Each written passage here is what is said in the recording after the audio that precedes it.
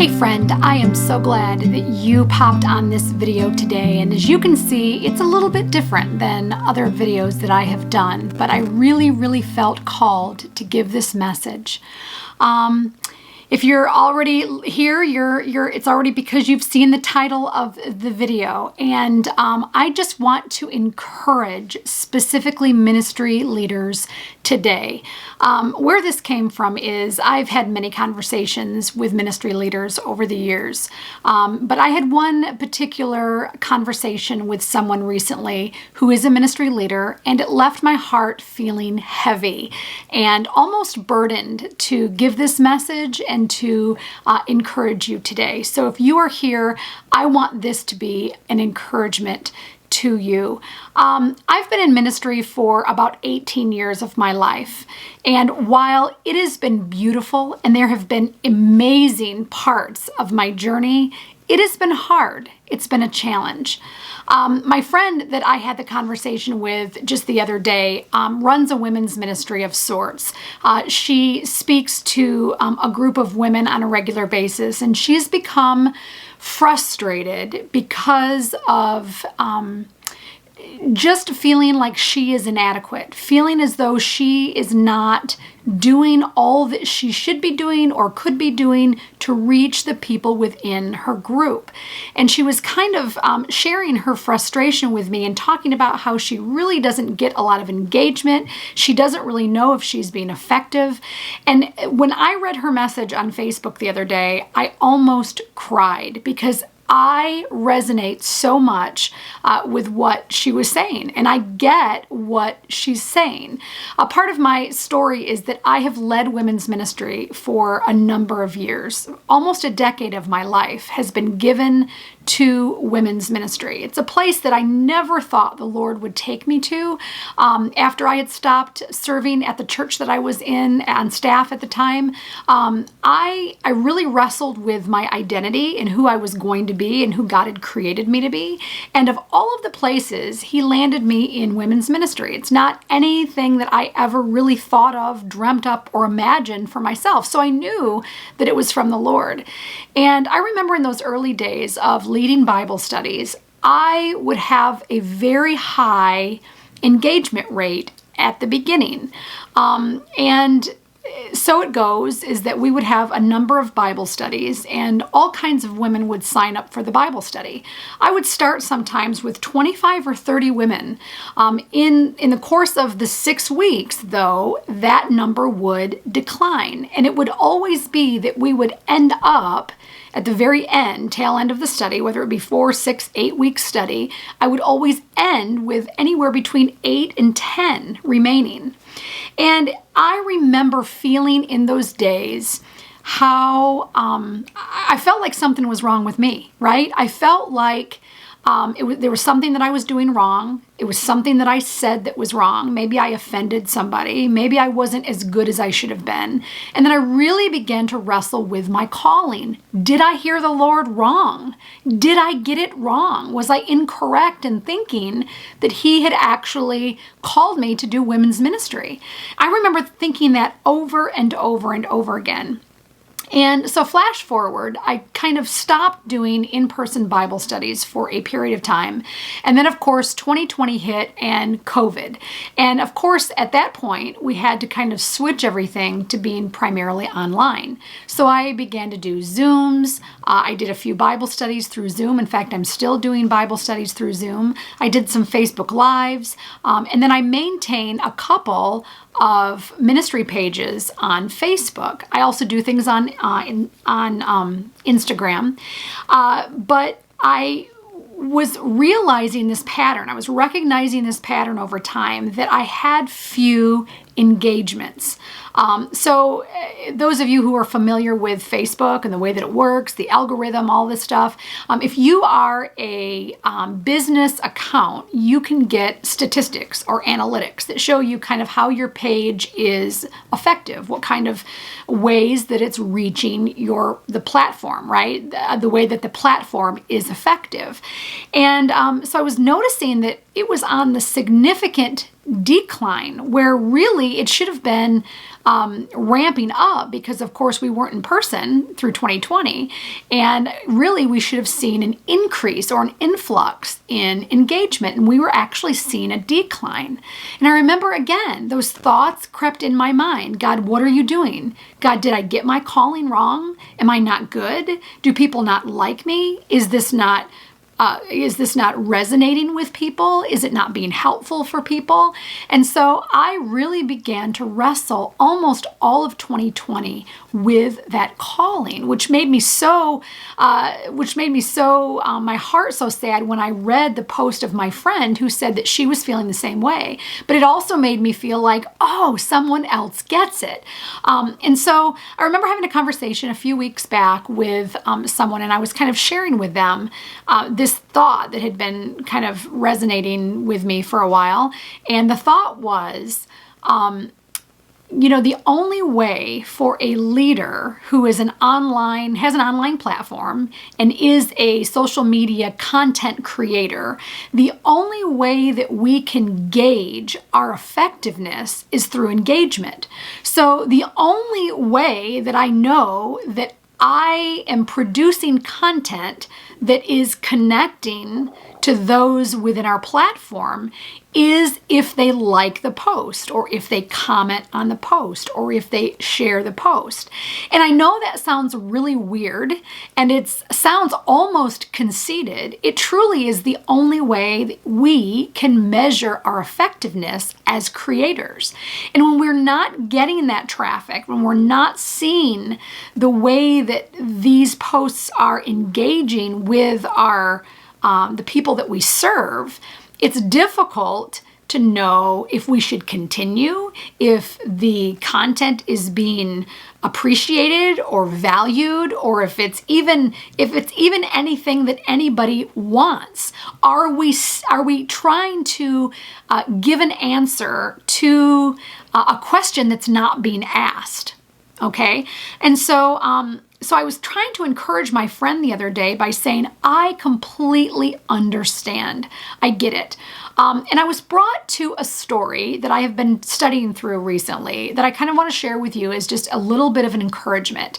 I was reintroduced to this character named Caleb in the Old Testament. Now, we don't know a whole lot about Caleb. There's very few verses that actually tell us much about him.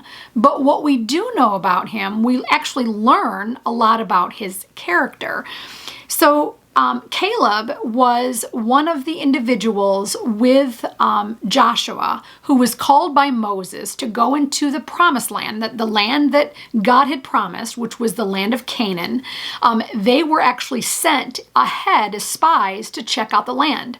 So they were with 9 other men. So there were 12 of them total. I guess that would be 10 other men. There were 12 of them in total, and they were to go into the land of Canaan to just kind of check it out.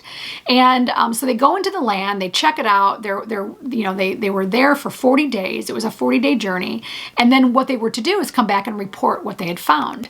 And most of the men, 10 of the men, came back and they reported devastation. They said, there's giants over there. They could kill us and our family. There is so much going on in that land that is actually going to serve to be against us. And we are doomed if we go there. They're stronger than we are. They are more resourceful than we are. They have more than we have. And so if we go into that land and try to occupy it, for sure, we're not going to be successful. And so, of course, everybody begins to mourn, and everybody begins to fear, what do we do now? Did God get it wrong? And so Caleb and Joshua come back, and Caleb speaks up and he reports, well, that wasn't the land that we went into. Now, we thought we went into the same land that you did. And when we went in, this is what we saw. We saw luxurious crops. We saw beautiful land. We saw just wonderful things. And we have the call of God on our lives that we are going to enter into the promised land. That was the promise that they'd had from God, is that you will enter into the promised land. And so it was like Caleb was saying, listen, I don't know what land you went into, but the land that we went into was flowing with milk and honey, and it was beautiful. And it's something that we need to remember God's promise on. And as it would turn out, the negative attitude of those other 10 men that were sent into the land and reported negatively, it actually served as it served in the purpose of the fact that those men would not enter into the promised land at all. They would not see it. The only 2 men, in fact, God's anger burned so badly against these negative mindsets because, of course, they were negating the promise that the Lord had given to them. And so because of that, his anger burned so much against them that it would only be Caleb and Joshua who would go into the promised land. They would be the only ones from that remnant of people that would be saved to see the promise. And it made me think about, we have callings on our lives. You do, I do, we all do. We have been called by God for a certain purpose in this certain specific season. And for you, ministry leader, you have a calling on your life. It is rare, it is unique, and it is of the Lord. The same way that I know that I have a calling on my life. And so while the tendency can be to think that I'm the only one doing this and I'm the only one pouring out, because as a ministry leader, you know how tough it is. You know that in the pouring out, you can feel so empty and deflated and defeated yourself. And so those feelings can spiral us into this mindset that perhaps we don't have the promise of the Lord. Perhaps he got it wrong. And so that is a dangerous place to be, because you and I can't waste any time thinking about that and negating the calling of God on our lives. Elijah, when Elijah had great success on the top of Mount Carmel, and he had the promise of God on his life, and he knew what he was called for by God, to witness to these people, to be his mouthpiece in the land.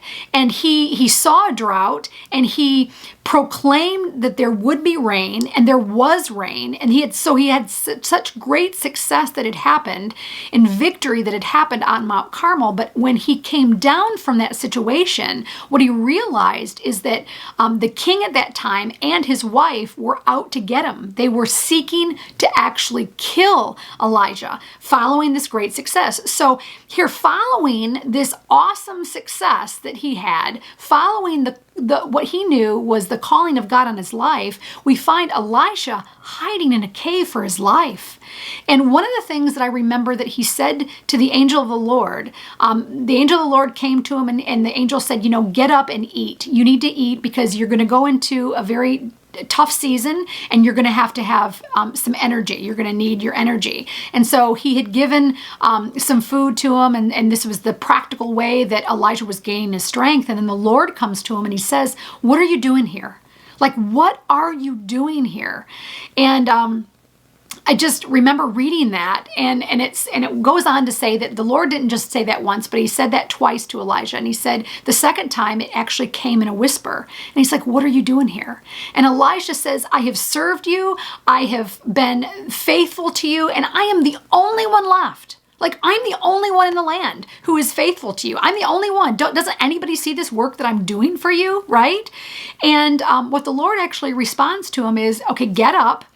Go back to the land that you came from. You've got work to do. I need you to anoint these couple leaders, and then I need you to anoint Elisha, who is your assistant now, but he's going to one day take after you. He's going to be the next prophet after you are gone."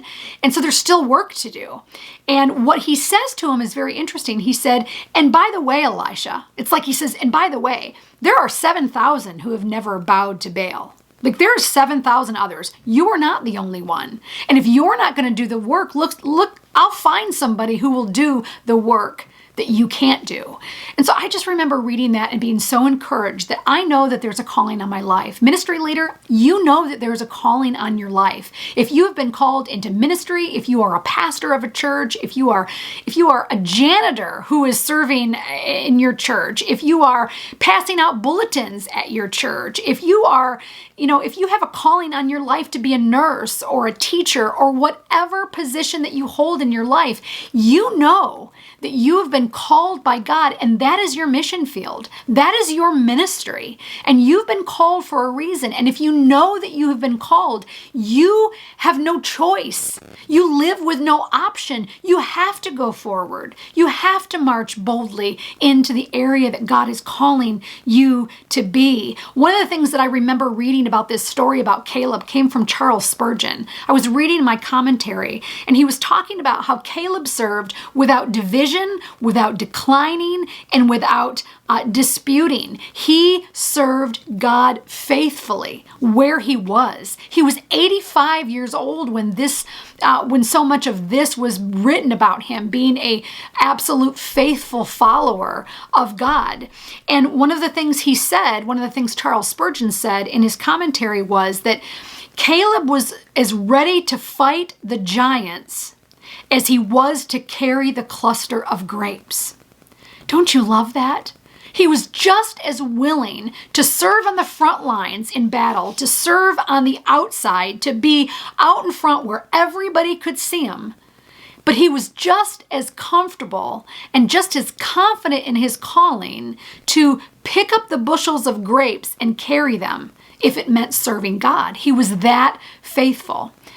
I remember when my husband lost his job in 2018, and we went through kind of a very devastating season where he didn't work for 9 months.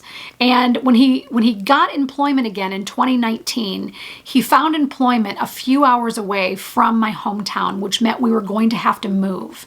And I remember thinking, God, what are you doing? Here I was running a ministry. I was doing small group in my home. I was very active in my community. And here you are plucking us from the very place that I felt like I was called to. And I'm like, again, God, did you get it wrong? God, did you not know what you were doing, or did I not hear you correctly? And so we loaded up our home. We sold our home. We loaded up our belongings, and we moved several hours away from our original home in our hometown. And I remember in that season of time thinking, God, you have literally brought me into obscurity. You have brought me to this place, and I for sure have my calling wrong. I for sure have to reanalyze what it is that you're doing, and kind of maybe I just get a job, a 9-to-5 job at Starbucks. Maybe I go back to school, but I think I've got this calling on my life wrong. I think I heard you wrong. And I was almost shameful in all of that, thinking that what would people think of me? Thinking, who did I think I was? Thinking I was going to teach the Bible, and I was going to do Bible studies and lead groups and give, talk at events and speak at events and write daily, devotions and stuff like that. Who was I? Who am I? And I remember being in that place where I felt like the Lord was saying, yes, sometimes I need to take you into obscurity so you can learn more about yourself, so that you can learn full dependency on me. Because listen, at the end of the day, Wendy, it's not about you.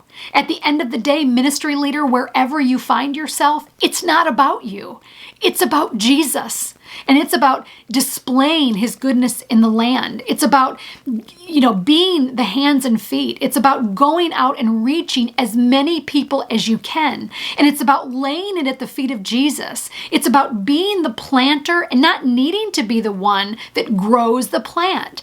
Planting the seed, not necessarily the one that's going to bring it to fruition. That's God's business. That's his job to do that. And sometimes I think that we need to realize that when we face obscurity, it's for our good. It's for our good, because he's taking us a step back and saying, you know what? This ministry has nothing to do with you. And until you come to the place where you are fully, completely empty, I think that he brings us to those places of obscurity, those places of questioning our calling for three main reasons. One, to get closer to Jesus. to say, you know what, I don't have anything else. I am fully depending on you. That second thing is full dependency. Again, where you just say, you know what, this ministry is yours. And I need to learn what it means to be fully dependent on you. And until I reach that place, I'll never know what it's like to be effective for other people and to other people. And then the third thing is, I don't have to see my effectiveness to know that he's doing something. I don't have to see the work of his hand to know that he's called me for such a time as this and that he will multiply my effectiveness when the time is right. So I want to give you a charge today, ministry leader, wherever you are, wherever you find yourself in the spectrum of ministry.